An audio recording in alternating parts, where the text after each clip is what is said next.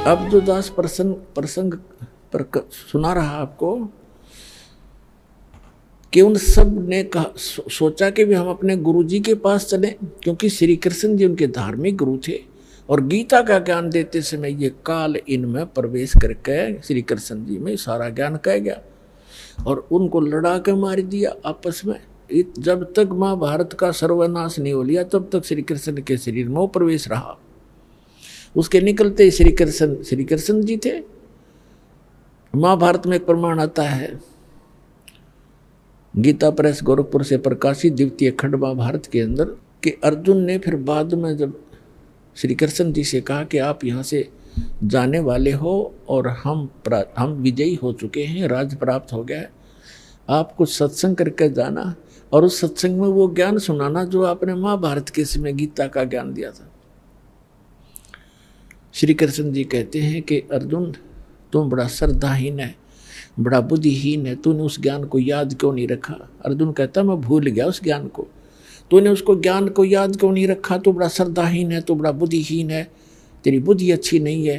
अब मैं उस ज्ञान को ज्यों का त्यों नहीं बता पाऊंगा, क्योंकि उस समय मैंने योग युक्त होकर वो ज्ञान बोला था। ये तो फिर वो बाद में तुक्के लावा था श्री कृष्ण जी। जैसे एक प्रेत किसी में बढ़ के बोल देता है, बाद में उस आत्मा को पता नहीं मैंने क्या बोला था और ही बताते हैं आपने ऐसे बोला था, ऐसे कहा था, तो बाद में फिर वो कहने लग जाता है कि मैं ऐसे बोला ऐसे बोला, उसको पता कुछ नहीं होता। अब जब श्री कृष्ण जी कहते हैं मुझे तो याद नहीं, मैं उसको दोहरा नहीं सकता ज्यों का त्यों, और तूने क्यों नहीं याद रखा बुद्धिहीन। पुण्यात्मा दास ये सत्संग कर रहा है और आप कोई प्रथम बार सत्संग सुनने आया है तो 20% याद रहेगा आपके, और वो भी कुछ दिनों के बाद। और मुझसे कभी सुन लेना तभी सुना दूंगा यदि मैंने अपने होश हवास में बोल रखा है। और जब ये कहना कि मैं योग युक्त होकर ये बोला था ज्ञान, जब तक युद्ध का आमने सामने सैनिक खड़े वहीं कलेजा हिल जाए आदमी का, वहाँ योग युक्त हो गए तो अब पीस ऑफ माइंड था, तब योग युक्त होने में क्या बिजली गिरे थी उसके, तो नहीं, श्री कृष्ण जी ने वो ज्ञान नहीं बोला था। तो इस प्रकार ये काल ऐसे कर्म करता है। तो जब श्री कृष्ण जी के पास वो पहुंचे पांडव, तब श्री कृष्ण जी थे, वो काल नहीं था उसमें। तब श्री कृष्ण जी ने कहा कि तुमने जो महाभारत के युद्ध में बंधुघात किया है, भाई मारे, चाचे ताऊ मार दिए, गुरुजी मार दिए द्रोणाचार्य जैसे, और करोड़ों बहन विधवा होगी, वो पाप दुखी कर रहा है युधिष्ठिर को, क्योंकि जो राजपद पर बैठा उसको प्रथम लपेटेगा। तो फिर पांडवों ने कहा कि भगवान इसका कुछ समाधान भी बताओ, आपत्ति तो आ गई है। ये 3 ताप के अंतर्गत आता है कि वो आत्माएं सता रही हैं, इसको प्रेत आत्माएं सता रही हैं। श्री कृष्ण जी से फिर उन्होंने पूछा इसका समाधान बताइए। श्री कृष्ण जी ने कहा कि आप एक अश्वमेध यज्ञ करो और उसमें पृथ्वी के सभी, क्योंकि उस समय सभी भक्त होते थे, भक्ति अवश्य करते थे, बच्चे से लेकर बूढ़े तक, चाहे किसी जाति मजहब धर्म का क्यों ना हो, जैसा भी, क्योंकि वैसे पुण्यकर्मी प्राणी जन्मते हैं त्रेता द्वापर सतयुग में, कलयुग में आकर के बिजली गिरती है ये। और कहा कि इस स्वर्ग लोक के देवताओं को भी आमंत्रित करो, इन सबको बुलाकर और धर्म यज्ञ करोगे तब तुम्हारा समाधान होगा। और एक यज्ञ, इस यज्ञ के अंदर सभी महापुरुषों को खाना खिलाओ, स्वर्गलोक के देवताओं तक, ऋषियों को, महापुरुषों को, संतों को, भक्तों को, रिश्तेदारों को, बहनों को, सबको बुलाओ। और फिर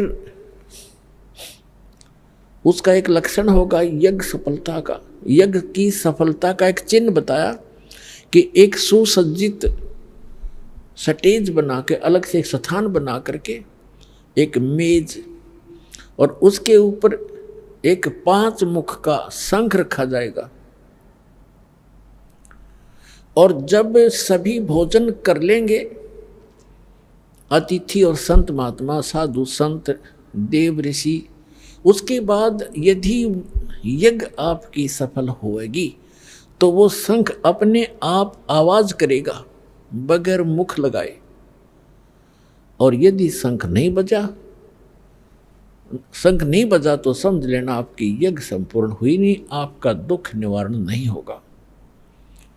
अपने आत्माओं, अर्जुन तो भुगत भोगी था, गीता का ज्ञान कानों से सुन रहा था, और नैया बात तो उसका याद थी कि तुमने कोई पाप नहीं लगेगा। इस बात पर तड़ ही रहा था, वो सोचा था किसी तरह टल जा, भला उस युद्ध करना चाहे नहीं था। यहाँ तक कह दिया था कि हम भिक्षा का अन्न मांग के खा लेंगे, पर हम ये जुल्म नहीं करेंगे। लेकिन फिर इसी दुख से तो दुखी था कि पाप लगेंगे, और पाप का समाधान उसमें सबसे पहले कर दिया कि तुझे पाप नहीं लगेंगे, मन न मार रखे तो युद्ध कर ले। अब जब उसने ये सुना कि तुम्हारे को वो पाप दुखी कर रहे हैं जो तुमने महाभारत में हत्याएं की है, अब अर्जुन के मन में वह बात घनी खटक गई, लेकिन उसको अंदर ही समा गया, अंदर ही वो घूंट पी गया अपने, कि यदि मैं आज चर्चा कर दूंगा भगवान श्री कृष्ण से कि आप जी जब गीता ज्ञान सुना रहे थे तब तो ये कह रहे थे, अब ये पाप कहाँ से आ गया हमारे ऊपर। तो मेरा भाई जो है ऐसे स्वभाव का है, ये ना सोच बैठे कि मेरे इस समाधान में, संकट निवारण में करोड़ों रुपये लगेंगे, क्योंकि 88,000 ऋषि, 33 करोड़ देवता, 12 करोड़ ब्राह्मण, 56 करोड़ यादव और ना जाने कितने आम जनता व भोजन करने के लिए आमंत्रित करनी थी, और उनके भोजन में कितना खर्च होना था, बहुत गना। तो अर्जुन ने सोचा कि भाई ये ना सोच बैठे कि अर्जुन मेरा समाधान नहीं चाहता है, और इस खर्चे से डर के भगवान के कृष्ण जी के साथ वाद विवाद इसलिए कर रहा है, और ये ऐसे स्वभाव का व्यक्ति है जब इसके मन में ये आगी बात युधिष्ठिर के, ये कब मर जाएगा पर समाधान नहीं कराएगा। अर्जुन ने इस बात को समझकर अपने अंदर वह सब्र की घूंट पी और चुप रहा। श्री कृष्ण जी से कहा कि आप चिट्ठी और स्थान निहित कर दो, हम अपना निमंत्रण देने जाएं। ऐसे ही हुआ, भगवान श्री कृष्ण जी ने तिथि और स्थान निर्धारित कर दिया। उसके लिए सभी की सेवा लगाएगी, आप इधर निमंत्रण दे के आइए, आप इधर जाइए। इधर काशी शहर की तरफ भीमसेन का नंबर था, उसकी ड्यूटी सेवा थी निमंत्रण देने की, और काशी शहर के बाहर साइड में ही परमात्मा का वो प्यारी आत्मा सुदर्शन रहा करता कुटिया में, और वहीं साथ में ही परमात्मा का दूसरे थोड़ी सी दूरी पर उनका अपना घर झोंपड़ी थी। तो ऐसे निमंत्रण देते देते भीम पहुंच गया उस सुदर्शन जी की कुटिया पे। सुदर्शन जी काफी प्रसिद्ध हो रहे थे उस समय संत साधु के रूप में, आसपास भी अच्छे आत्मा है, भगत हैं। तो सुदर्शन जी से कहा कि महाराज मैं राजा युधिष्ठिर का भाई भीम हूं, और हमने एक यज्ञ का अनुष्ठान किया है, धर्म यज्ञ, आप आइएगा, आपको निमंत्रण देने आया हूं। तो सुदर्शन जी ने को पता ही था, क्योंकि वो ज्ञान से परिचित था। उसने कहा कि भीमसेन, तुम्हारे घर पे जो खाना खाएगा उसका भी सर्वनाश हो जाएगा। तुम इतने अपराधी व्यक्ति हो, तुमने अपने सुख के लिए करोड़ों बहनों को विधवा कर दिया और करोड़ों बच्चों को अनाथ कर दिया, और आज तुम सुख की इंतजार करते हो, तुम्हें सुख सपने में भी नहीं हो सकता, ऐसा जुल्म कर रखा है, तुम महाअपराधी हो। अपने आत्मा भगत तो वही होता जो साची को है, और मुझे बुलाना है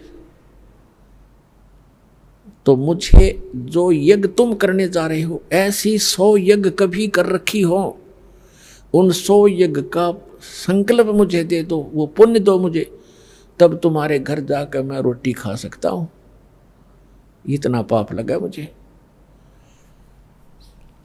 अब भीमसेन कहने लगे, वो पहलवान था, कहने लगा भगत बाबा जी तूने आना हो तो आना, और ज्यादा बकवाद ना करे, युद्ध ऐसे नहीं जीता हमने एक के मारू था 4 पड़े थे, गदा के सामने को टिकने वाला नहीं था, और मुझे अपने भाई से डर लगता ना, तेरी अभी टीटवी दबा देता मैं। ऐसे अपशब्द बोल रहा, को बोल तू। अब भगत जी शांत हो गए, अकी बोलूंगा जी पीट भी देगा पहलवान। सुदर्शन जी चुप हो गए, नीचे गर्दन कर ली। भाई भी राजा है, राजा है, कह रहा के कर देगा। कहनी थी वह कह दी। युधिष्ठिर आ गया भीम, ना ये ना आना होता कि तेरे बिना यज्ञ पूर्ण नहीं होगी। हमारे साथ भगवान श्री कृष्ण भी तो हैं। वो श्री कृष्ण जी ने सोपरी मान रहे थे। अब क्या हुआ कि उस यज्ञ का निश्चित समय आ गया और सभी 33 करोड़ देवता, 88,000 ऋषि, 12 करोड़ ब्राह्मण, 56 करोड़ यादव श्री कृष्ण जी के वंशज द्वारका से चलकर आ गए। और न जाने कितने भक्त, आसपास के जनसाधारण आगे। भोजन अब भंडारा शुरू हो गया, सबने भोजन खा लिया और शंख टस से मस नहीं हुआ। युधिष्ठिर जी ने कहा कि भगवान अब क्या रहा, होगी हमारी यज्ञ पूर्ण के नहीं? यह शंख तो बजा ही नहीं, शंख के बजे बिना यज्ञ संपूर्ण नहीं हो सकती। तब उसने कहा कि भगवान आपने भी भोजन खा लिया और ये 33 करोड़ देवता, 88,000 ऋषि, 12 करोड़ ब्राह्मण, चारों वेदों के कंठस्थ याद करने वाले, इन्होंने भोजन खा लिया और फिर भी शंख नहीं बजा। भगवान हमारे पाप ज्यादा है, किसी का दोष नहीं, हमने बहुत जुल्म कर रखा है, सचमुच ये शीघ्र से खत्म होने वाले नहीं है। तो उधर से क्या हुआ, श्री कृष्ण जी ने कहा कि युधिष्ठिर इस शंख को बजाने वाला नहीं आया। श्री कृष्ण युधिष्ठिर जी ने पूछा भगवान ऐसे ऐसे महापुरुष यहाँ बैठे हैं, स्वर्ग लोग के देवता भी आगे हैं और आप जी ने भोजन कर लिया, अब कौन है ऐसा महापुरुष आपसे बढ़कर? श्री कृष्ण जी ने कहा कि एक सुपच नाम का, सुदर्शन नाम का एक सुपच है, वाल्मीक है। वाल्मीक जाति में जन्मे थे, नाम सुदर्शन था। जैसे आजकल हरिजन कह देते हैं, शेड्यूल कास्ट कह देते हैं, उसे सुपच कहा करते थे। कि उस सुदर्शन को आमंत्रित नहीं किया तुमने महात्मा को? तो भगवान उसने, युधिष्ठिर ने कहा कि उधर काशी साइड में हमने भीम जी की ड्यूटी लगाई थी, उसके पूछते हैं। भीम को बुलाया गया और उससे पूछा कि भाई आपने ऐसे ऐसे भगवान श्री कृष्ण जी कह रहे हैं, एक सुदर्शन नाम के वाल्मीक थे महात्मा भक्त, उनको नहीं आमंत्रित किया? भीमसेन कहने लगा कि मैंने उसको निमंत्रण दिया था, लेकिन वो तो कबूल आदमी है, वो तो ऐसी बकवाद करने लग गया, तुम तो अपराधी हो, तुमने जुल्म कर रखा है, करोड़ों बहन विधवा करके आज तुम राज कर रहे हो और तुम्हारे घर पे मैं अन्न उस समय खाऊंगा, तुम ऐसी ऐसी यज्ञ जो करने जा रहे हो 100 कर रखी हो, उसका फल मुझे दो तब मैं रोटी खाऊं, ना तब पाप लगे तुम्हारे अन्न खाने वाले को भी, इतने अपराधी हो तुम। अब श्री कृष्ण जी को पता था यो भी मोटे दिमाग का है, इसने भी कुछ बकवाद करी होगी। तो श्री कृष्ण जी ने पूछा फिर आपने क्या उत्तर दिया?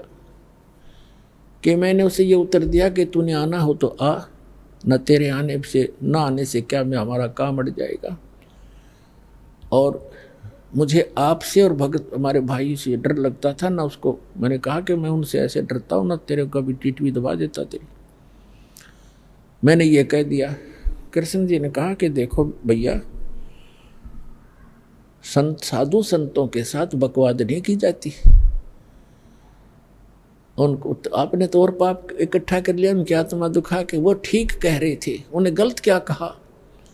क्या जीव हिंसा का पाप नहीं होता? और आपने गलत किया। चलो मेरे साथ, पांचों पांडव और छठे श्री कृष्ण भगवान रथ लेकर वहां पहुंचे। 1 किलोमीटर दूर रथ रोक दिया, 1 मील, और कहा नीचे उतरो। नंगे पैरों चले वहां से, रथ पीछे पीछे आ रहा है खाली। और जाकर के श्री कृष्ण, और उसमें क्या हुआ कि सुदर्शन जी ने अपने पूज्य गुरुदेव करुणामय जी से कहा कि महाराज आज मेरे से गलती तो बन गई। क्या भाई? कि भीम आया था, माँ उसका युधिष्ठिर का राजा का भाई, और ऐसे ऐसे कोई यज्ञ कर रहे हैं वो, और उन्होंने मेरे से कहा, मैंने उनको ये कह दिया। परमात्मा बोले भाई तूने सही कह दिया, साधु संत तो साची ही कहा करते हैं, गलती नहीं की बेटा, पर बताऊं उनका यज्ञ पूर्ण ना हुए उसको वो फिर आऊंगे तेरे पास। सुदर्शन ने सोचा वो फिर शर में दर्द करेंगे तो खिसक ले यहाँ से। वो वहाँ से खिसक गया 10-15 दिन का टूर प्रोग्राम बना के। अब परमात्मा ने देखा भगत की इज्जत रखनी जरूरी होती है, आप ही आके बैठ गए सुदर्शन रूप बना के कबीर परमात्मा करुणा में। अपने आत्माओं एक अध्यात्म शक्ति ऐसी होती है, अपने आप सामने वाले को पता लग जाता है कि इसके अंदर कुछ है भक्ति। तो श्री कृष्ण जब वहाँ पहुँचे, आँखों में आँख मिली दोनों भगवानों की, श्री कृष्ण जी आप पे नतमस्तक हो गए, दंडवत प्रणाम किया मुकुट समेत। अब जब श्री कृष्ण जी ने प्रणाम किया, एक झोंपड़ी मास्टर के आ गए तो उनकी क्या औकात थी, 5 पांडवों ने भी दंडवत प्रणाम किया, उनको नरम करना था। तो परमात्मा ने कहा सुदर्शन रूप में के हे द्वारकाधीश और हे इंद्रप्रस्थ के बादशाह, आप इस दास के सामने मुझे लज्जित ना करो, ऐसे ना करो, उठो महाराज उठो महाराज। उठ लिए परमात्मा, उठ गए और वो खड़े किए। तब श्री कृष्ण जी ने कहा कि हम आपको निमंत्रण लिवाने आए हैं और ऐसे राजा युधिष्ठिर हैं, ये इसके भाई हैं और इन्होंने ऐसे ऐसे यज्ञ किया और आपकी अति आवश्यकता है, आप चलिएगा। तब परमात्मा ने तो सारे अवदानी जान थे, उन्होंने रोल कर ही रहे थे सुदर्शन का। कहा कि मैंने इस पहलवान से कहा था मेरी वो शर्त पूरी करो, 100 अश्वमेध यज्ञ का फल मुझे दो, तब मैं चलूं। अपने आत्माओं चारों युग में मेरे संत पुकारे, को के कहा हम हेल रे, हीरे माणक मोती बरसे ये जग चुगता ढेल रे। सतयुग में सत सुकृत कह टेरा, त्रेता नाम मुनिंदर मेरा, द्वापर में करुणा में कहाया, कलयुग नाम कबीर धराया।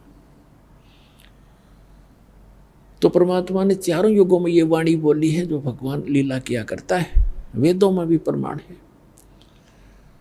तो श्री कृष्ण जी ने कहा कि परमात्मा आपकी वाणी है, संत मिलन को चालियो तज माया अभिमान, और जो जो कदम आगे रखे ओ हे यज्ञ समान। आपकी वाणी है दाता कि संत को मिलने के लिए जब चलो तो अपने अभिमान को घर रखा हुए, कोई पोस्ट का अभिमान, किसी को अब कोई धन का अभिमान, जाति का अभिमान, ये यहाँ नहीं चलेगा। अगर आप संत के दरबार में आ रहे हो, ऐसे जाना चाहिए जैसे चाहे प्रधानमंत्री का भी पुत्र विद्यार्थी है, और जब वो विद्यालय में जाता है वो एक विद्यार्थी की तरह ही बैठता है, ऐसे ही सब बच्चों के साथ मिलकर रहता है। और अध्यापक आते हैं, खड़ा होता है, उनको प्रणाम करता है। अध्यापक उनको खुरकाते धुरकाते भी हैं जो ठीक से पढ़ाई नहीं करता। तो और जैसे दूसरा उदाहरण देते हैं कि जैसे कोई भयंकर बीमार हो और उसका रोग असाध्य रोग और गुप्त रोग हो, आसपास के डॉक्टर उसको इलाज से मना कर दे और कहें जाइए ऑल इंडिया इंस्टीट्यूट में अपना टेस्ट कराइए और इलाज कराइए, तो कितना बड़ा अधिकारी हो और कितना धनवान हो और कितना पोस्ट और जाति का भी उसके अंदर वो बना हुआ हो अफलातून, उससे में उसकी हवा निकल जाती है। जहाँ डॉक्टर कहता है यहाँ खड़ा होइए, वहीं खड़ा हो जाता है, कहता है लेट जाइए, लेट जाता है, कपड़े निकाल दिए तुरंत निकाल देता है, ये टेस्ट करा के लाइए, वो तुरंत जाके खड़ा हो जाता है। उससे में उसको अपनी जान दिखाई देती है, वो पद नहीं। तो पुण्यात्माओं, जब आप सत्संग के अंदर आओ, सतलोक आश्रम बरवाला में, ऐसे आना चाहिए जैसे एक बालक आया करते हैं, एक रोगी आता है। यहाँ पद और पोस्ट और धन का जो है किसी प्रकार का भी अहम आपका विद्वान नहीं होना चाहिए। सेवादार कहते हैं यहाँ उठ भाई, यहाँ बैठ जा। अच्छा भाई यहाँ बैठ जाऊँगा। अब ये सब आपके हित के लिए ही करते हैं। कभी कहते हैं यहाँ नहीं भाई वहाँ बैठ जा। अच्छा भाई वहाँ बैठ जाऊँगा। आप यहाँ खा लो बैठ कर। अच्छा भाई यहाँ खा लेता हूँ। तो ऐसे विमान होना चाहिए। एक गुर्रा हुआ क्यों, अब यहाँ से उठा अब यहाँ बैठा रहा है, क्या तो हुआ। तो इस तरह की बातें भगत नहीं करा करते। ठीक है, नए नए आते हैं, कोई बोल भी देता तो उसके लिए हिदायत दी जाती है। कहते हैं संत मिलन को चालियो तजमाया अभिमान, और जो जो कदम आगे रखे वो है यज्ञ समान। कोई भी जहाँ से आप चल कर आए हो और वहाँ से यहाँ तक जितने भी आपके कदम बनते हैं, चाहे आप गाड़ी में आए हो और चाहे मोटर में आए हो, चाहे बस में आए हो या अपने व्हीकल में आए हो, वहाँ से यहाँ तक जितने भी कदम आपके बनते हैं, ये काउंटिंग भगवान के दरबार में। कहते उतना ही आपको यज्ञों का पुण्य मिल रहा है। एक यज्ञ करने में कितना लगता है, पैसा भी कितना समय लगता है। अरे तो इस प्रकार आपको यहाँ बुलाकर धनी बनाया जाता है। तब परमात्मा श्री कृष्ण जी ने कहा कि भगवान आप तो अंतर्यामी हो महात्मा जी, और आप देख सकते हो 500 पांडव आज क्या हालत है इनकी, कैसी बेइज्जती हो रही है। करोड़ों आदमी जी वगैरह इनका जो के त्यों खड़े हैं, इनके सिर पर पहाड़ियों का करोड़ों रुपये लग गए हैं और पैसे लग गए हैं, और आप आज इनके अंदर झांक के देखो ये कैसे बेनम्र होए खड़े हैं, बेगी बिल्ली। और पर ऐसे करो भगवान, हमारी जितनी भी यज्ञ यहाँ से उस वहाँ से चलकर आपके तक आने में बनी है कदमों की, आप 100 रख लो और बाकी हमारी झोली में डाल दो, हमारा उद्धार हो। कहते साधु भूखा भाव का, धन का भूखा ना। अर्जय कोई धन का भूखा हो, संत नहीं, वो साधु भी ना। तो परमात्मा तो उनकी आस्था देखना चाहते थे। तब परमात्मा ने कहा कि भीमसेन अखां जी, जब तो कति न्यू सीधा खड़ा न्यू होकर के हाथ जोड़ के कि मेरी ये सुमरणी उतार। माला थी, माला दो मन क्या वाली आप मंत्र करते हैं, खुट्टी का टांग रखी थी। अब पहलवान उठा और लग गया माला उतारन, उतरी नहीं, पसीना आ गया, नु खूब हंगा ले रहा। परमात्मा बोले रहा पहलवान तो डींग मारे था कि एक के मारू था 4 मरे थे, अरे ये माला ना उतरती तेरे पे। अपने आत्मा परमात्मा ये दिखाना चाहते हैं इनका दिल डट जा। कोई है वस्तु, कोई है संत, वहीं उनका जो दिल भी डट गया, वह ताकत न्यारी है। परमात्मा ने हटका कि आजा खड़ा हो जाए इधर, और ऐसे हाथ किया था, अपने आप माला उतर कर मालिक के हाथ में आ गई बैठे बैठे के। और फिर परमात्मा बोले भाई मर्द गर्द में मिल गए वो रावण से रणधीर, कंस के सी चाणोर से वो हिरना कुश बलबीर। तेरी क्या बुनियाद है तू जीव जन्म धर लेत, गरीब दास हरि नाम बिना तुम्हारा खाली रह जा खेत। कहते इस ताकत की यहाँ नहीं चलती, यहाँ तो राम नाम का धन होना चाहिए, ये शक्ति के संग्रह होनी चाहिए, तो आपका आगे भविष्य सुधरेगा। और जब पहली बार भीम गया था तब उसने, चलिए लंबी कथा बन जाएगी, हम इसको यहीं छोड़ते हैं। तो परमात्मा ने कहा कि चलो, परमात्मा बैठाए रथ में, श्री कृष्ण रथवान बने और 5 पांडव छठे परमात्मा बैठा कर लाए। अब वाल्मीकि जाति के व्यक्ति कैसे रहते थे, आदिवासी की तरह, कपड़े मैले कुचेले से, दाढ़ी बड़ी हुई, सिर की छोटे छोटे बाल पड़े और जूते टूटे हुए, धूल लगी हुई पैरों में, धोती सी बांध रखी, लपेट रखी, और यज्ञ के अंदर बैठे हुए मंडलेश्वर ऋषि, 9 मोटे मोटे पेटाड़े और गल में जनेऊर तिलक लगा रखे, आसन न्यारे न्यारे ला रखे, दच के बैठे सारे 33 करोड़ देवता, 88,000 ऋषि, 12 करोड़ ब्राह्मण, 4 तिलक लगा के। और उस सभा के अंदर जब कबीर साहब प्रवेश हुए तो सभी देख रहे हैं कि ये किस, और वो क्या कह रहे हैं आपस में कि इनके पाप ही इतने हैं, अब शंख कैसे बजे, इन घोर पाप कर रखे। अरे जब इन पाप कर रखे हैं उसके समाधान के लिए तो संत साधु बुलाए जाते हैं। तुम्हारा टिंडे लेना आए थे जब हम कुछ, तुम्हारे पास कुछ है ही नहीं थे। और उल्टे उसको कहते हैं जब परमात्मा प्रवेश हुए कबीर सुदर्शन रूप में और मुँह पर परने करके मुझे ले यूँ करेगा इनका यज्ञ यूँ करें एक दूसरे ने। श्री कृष्ण जी ने कहा द्रौपदी बढ़िया भोजन बना दे, ये महापुरुष खाना खाओगा और प्रसन्न हो गया ना खाना खाने से तो तुम्हारा शंख बजेगा। अब द्रौपदी ने तो नौकरों का भी सहयोग नहीं लिया, अपने हाथ से रोटी बनाई, क्योंकि फंस रहे हो तक कति बुरा हाल हो रहा, इतना धंधा लिया और बात न्यो की न्यो। अपने हाथों खाना बनाया, कचौड़ी पकौड़ी दही बड़े जलेबी हलवा पूरी खीर सारा कुछ बना के न्यारी न्यारी कटोरिया में थाली में सजा के रख दी। परमात्मा सुदर्शन जी ये सुदर्शन रूप में बैठे थे तो मालिक ही।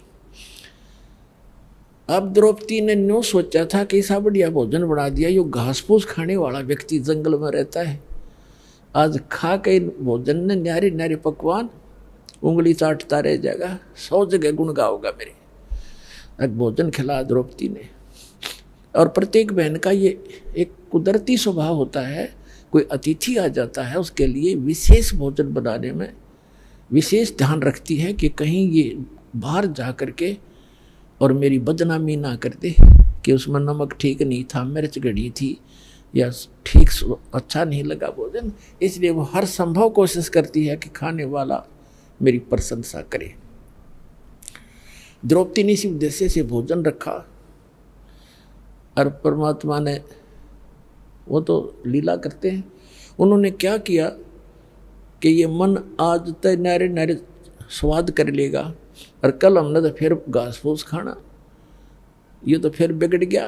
उन्होंने क्या किया, अब सुदर्शन जो था वो 5 ग्रास खाता था, उसने अपना नियम बना रखा था कि एक जब भी खाना खाऊंगा जैसे 1 फिर 2 3 4 5 ग्रास खा के बंद कर देता था।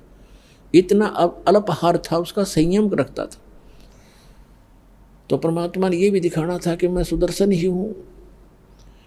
सुदर्शन का रोल कर रहे थे, रोल भी वही होता है अच्छा, वो जो कोई किसी का रोल करता है सही करे वही तो अच्छा लगता है। तो परमात्मा ने वो सारी कटोरियों में से थोड़ा थोड़ा भोजन ठाठा के, खीर भी हलवा भी पूरी भी तोड़ दी छोटी सी, और कचौड़ी भी पकौड़ी भी दही भी उसका भाई मिला ली और लगे न्यू करने। अब द्रौपदी देखा बेटी बेटी अक मैंने तो 1 घंटे तक तुम्हें माँख फुड़वाई, अरे यू का के शंख बजाओगा गल यो सूदर का सूदर ही रहा, इसने खाना भी ना आता। यो मन बड़ा बदमाश है, 1 मिनट में पता नहीं क्या सोच जा और कर्म बिगड़वा दिए। परमात्मा जानेंगे क्योंकि वो अंतर्यामी थे। अब द्रौपदी तक घनी न सोच रही है कि यो हमारा जैसा आहार और भोजन इनको कितना ना मिलता ठीक से। अब परमात्मा ने एक बार खाया, शंख बोला, वहाँ रखा, दूसरी बार खाया, फिर बोला, 5 बार में जितना थाली में डाला था खा लिया, और 5 ही बार वो शंख बज के बंद हो गया। युधिष्ठिर बड़ा खुश हुआ कि हे भगवान बड़ी दया हुई आपकी, ऐसा महापुरुष आ गया और हमारा काम बन गया। तो श्री कृष्ण जी ने कहा काम को नहीं बना भी, यो शंख तो कंटिन्यू बजना चाहिए था, बहुत देर तक बजेगा, ये तो 5 बार बजा है, इसे बात नहीं बनी। तो श्री युधिष्ठिर ने कहा कि अब किसको बुलाओगे भगवान, अकीब और कोई बुलाना बाकी नहीं रह रहा। इस आपने के वाल्मीकि दिखाई दे है यो हरिजन सा, इसके एक बाल के बराबर ये 3 लोक नहीं है, इतना सिद्धि शक्ति युक्त है ये सुदर्शन। अब श्री कृष्ण जी भी बेसिक तो हम अंतर्यामी मानना थे, इतने अंतर्यामी नहीं थे, पर जो आभास जरूर था कि ताकत है इनके अंदर।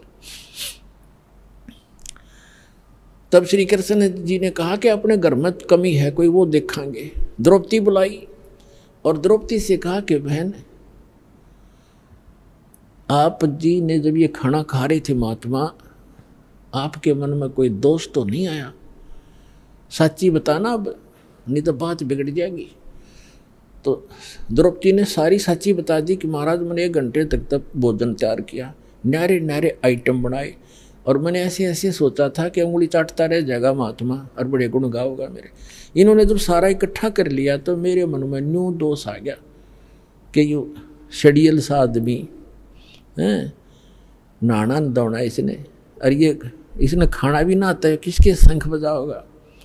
कृष्ण बोला द्रौपदी तने तो भट्ठा बैठा लिया, तन्ने मोल ले लिया कि साधु को अपने घर बुला के तेरे पे एहसान किया इसने, आ करके तेरे घर का टूक खा लिया, तेरा तू उद्धार करने के लिए आया था अपना। अब बोली कैसे?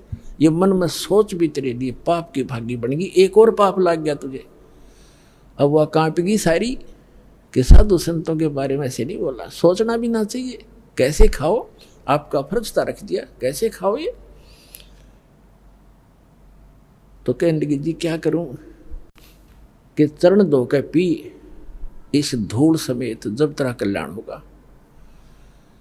अब द्रौपदी ने कहते मरता क्या नहीं करता, लाई प्रात उठा के एक लोटे में जल भर के भगवान बैठे सुदर्शन रूप में उनके चरण धोए और वापस लोटे में गाल गए, गिलास में आधा पी लिया ना। जब श्री कृष्ण कहने लगे बहन मुझे भी दे दिया आधा, इसे महापुरुष का चरणामृत कुछ युगा पर्यंत प्राप्त होता है। आधा श्री कृष्ण जी ने पिया। उस समय वो शंख वहीं से बजना शुरू हुआ था और इतना जोर का बजता बजता पूरे पृथ्वी के ऊपर स्वर्गलोक तक आवाज सुनाई दी प्यारी प्यारी, और पूरी पृथ्वी पर जितने भी वृक्ष थे सब हरे भरे हो गए, फल फूलों वाले फूलों से लदपद हो गए, फलों वाले फलों से लदपद हो गए। तब उनका 3 ताप कट्या उस परम पिता की शक्ति से। बोलो सतगुरुदेव।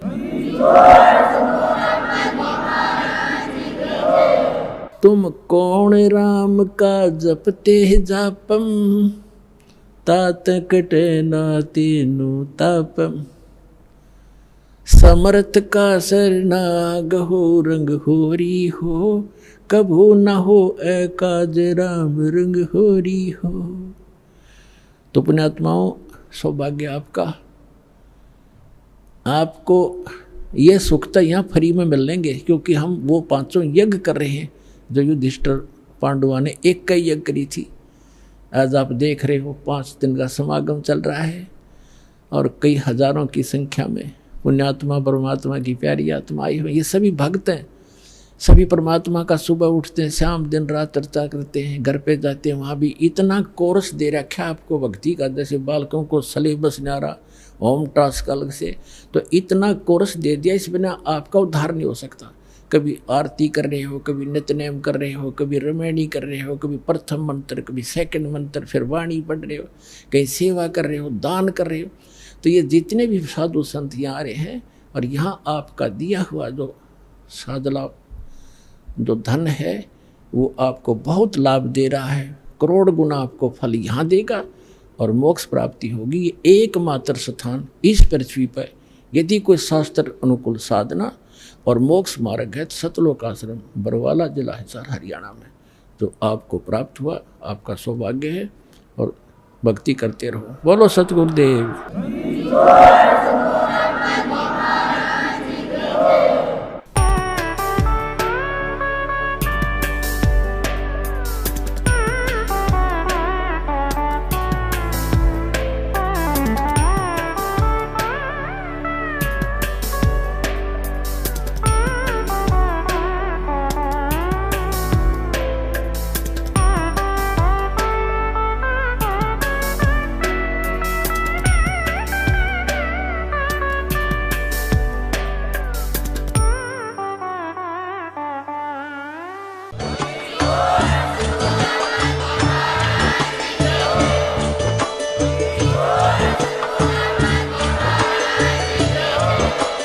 आप सुन रहे थे जगत गुरु तत्वदर्शी संत रामपाल जी महाराज जी के मंगल प्रवचन। अधिक जानकारी के लिए विजिट कीजिए हमारी वेबसाइट www.jagatgururampalji.org।